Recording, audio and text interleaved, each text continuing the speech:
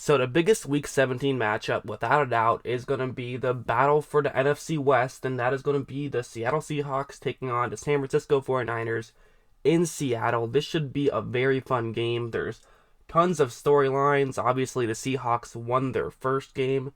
One of the big storylines as well was Marshawn Lynch is coming back to the Seattle Seahawks. I posted a video about that, so definitely check that one out. But one of the key things that I think is going to really come into play in this game is someone who I feel like hasn't really been getting talked about as much as they probably should have, and that's going to be Fred Warner. I think Fred Warner could be the absolute key to this football game. He has been playing very well. I mean, he probably had his best game of the season just last week, and so I do think that obviously he is just a great player in that regard, but I also think that the way that Seattle Seahawks run their offense, he could have a huge role. For one thing, he had a tremendous game the first time these two teams met up, and like look at what's going on in this play. So right off the bat, one thing you notice is that he's just going to start telling his team, hey, get over to the left side of the screen or to their right, because Fred Warner sees that Seattle moved the tight end over to the left side of the screen. You also have their left tackle playing very far out, so you have a pretty good idea that this is going to be a run to the left side of the screen now, and so that's why he's saying, hey guys, make sure you get in position over there. This is probably going to be a run in this direction if it is a run. And also a key thing here is that the left guard is going to move up to block Fred Warner, or at least that's what he's going to try to do, but take a look at what happens right when this ball is snapped. He's actually not in a terrible position right now. I mean, he's pretty well lined up with Warner, but Warner is just too fast for this kind of thing. Watch how he's easily able to just slip around him. This now allows him to get in the way of a Chris Carson, but again, it's one thing to just get in the way of Chris Carson, it's another thing to actually bring him down. But he's going to be able to do that as well. He makes a really good tackle, and he stops the Seahawks for just a run of two, which, honestly, that's a win in that situation, because it could have easily been a run for 5 or 7 yards had he not been able to make that play.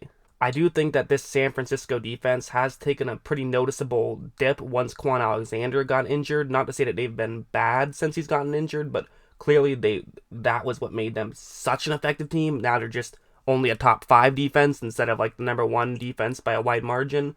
However, that being said, I do think that Fred Warner, what he brings to the linebacking core it means a lot, and it really is effective for them, especially against a team like Seattle who likes to run the ball. And one more thing that I have noticed about Fred Warner is he is what I like to call a stonefish. You know, there's some linebackers that, if you're aware of what a stonefish is, it's the type of fish that hides in the gravel, and then when another fish comes by, it's able to just jump out and eat the fish without the other fish ever noticing.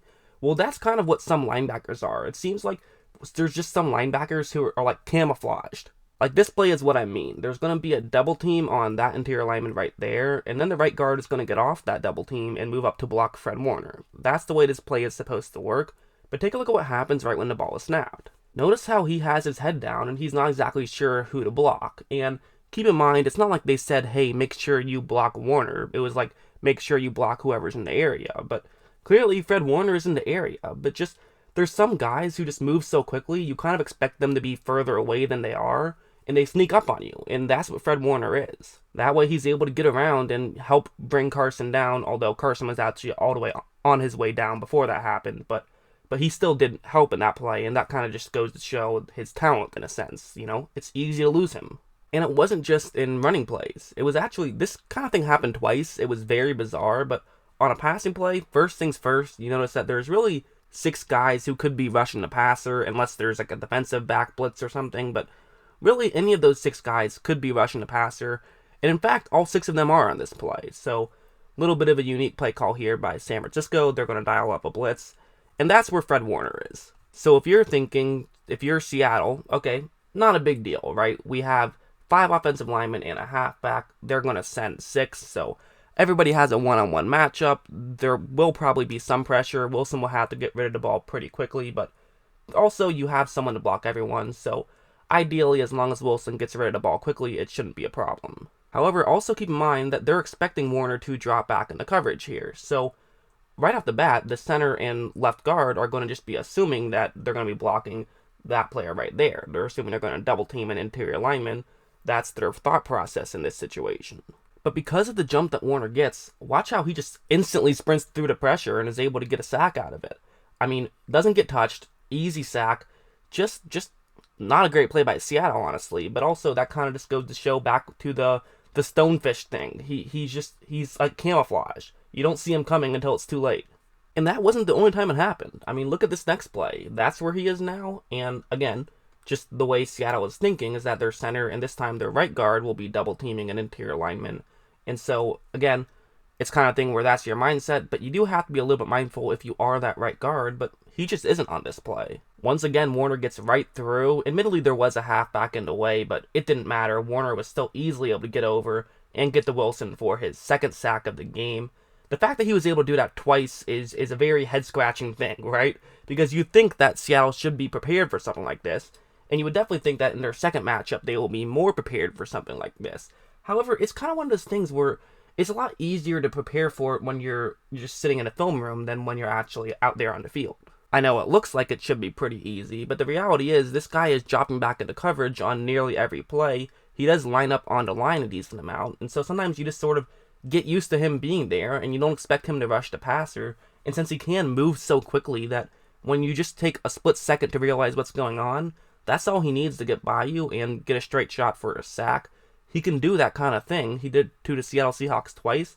They're definitely going to be more prepared this time, but also that can be a good thing for the 49ers as well, because if you are more prepared for something like this, it now means that maybe if you're a guard in that situation, you don't move over to help a double team as quickly, and it can allow for more favorable matchups for the other guys on your team. So the reality is, for a guy like Fred Warner, he's helping his team just by lining up. That's all he can just do that, and he's already giving some sort of a positive benefit for San Francisco. That's all he has to do. So that's just one of the many things he brings to this team, and one of the many ways he will help his team potentially beat the Seattle Seahawks, at least try to beat the Seattle Seahawks on Week 17. It's going to be a wild game, and he's going to have a huge part in it. And one more play I loved from that first time they met up was a play like this. It's cover 3 zone for San Francisco, and for Seattle, they're going to have a play action, and then Wilson will run up to the top half of the screen. And from there, he's going to try to hit his tight end, who is also moving up in that direction. So that's the way this play is going to work. Honestly, it's better against man than against zone, but it can still get you some yards in zone coverage. However, after this ball is snapped, as you notice, a 49er is doing a pretty good job of reading this play and trying to get into it. So, a lot of guys in this situation might say, okay, I'll jog over there in case there is a broken tackle, but this isn't the play I have to really expend all of my energy on. But not Fred Warner. He's full out sprinting, which is good because he actually did break a tackle, but Warner was able to get there and help bring him down. So it's not just the fact that he's a smart player, it's not just the fact that he has that stonefish tendency, and it's not just the fact that he's just great in coverage and a very fast player, but it's the fact that he hustles too. I mean, this guy does everything you want, and especially against a team like the Seattle Seahawks, who love to run the ball, who love to run play action, who love to run, those small plays like that, he can really help limit the small plays. And then when you're only getting 1 or 2 yards on the plays that you usually get 5 yards on, well, it just makes things so much more difficult as an offense. And so having a guy who can help do that, it's going to be a real challenge for Seattle, and it'll be very interesting to see how they attack him the second time they go at it. But yeah, I mean, I'm really looking forward to this game. I think it should be an electric game. For one thing, San Francisco, they're fighting for a bye. They probably won't get the bye, or actually they definitely won't get the bye if they lose, because they won't even get the division if they lose. Meanwhile, there is a chance that Seattle will get a bye if they win. We'll know by the time that game takes place if they're playing for anything or not. But they're going to be playing for the division no matter what, and that is a pretty key difference. I mean, getting a home game, it does matter, although actually you could make the argument that you'd rather have a 5 seed than a 3 seed, because then you get to play the Eagles. So maybe for the Seahawks, they'll just throw it, so that way they can get that 5 seed and then guarantee that they're playing Philadelphia or Dallas, but probably Philadelphia in the first round of the playoffs. However, of course, if there's a chance for a bye week, then there's no question about it, and then you have to try to get the win. So it's going to be very interesting to see what happens. It should be a tremendous game, and I mean, the atmosphere is going to be electric in Seattle, with Marshawn Lynch returning as well. Expect it to get very loud, and it should be a lot of fun to watch. It's very cool to see this rivalry, be back again, because that was one of the coolest rivalries in sports, with the Colin Kaepernick versus Russell Wilson teams that were going at it. Now we got another chance to revitalize that rivalry and bring back a Richard Sherman versus Michael Crabtree moment, perhaps, although now Richard Sherman's on a different team. But It's very cool to see. And yeah, I mean, I'm looking forward to this game. Who do you guys think is going to win? Let me know in the comments below. And as always, thanks for watching.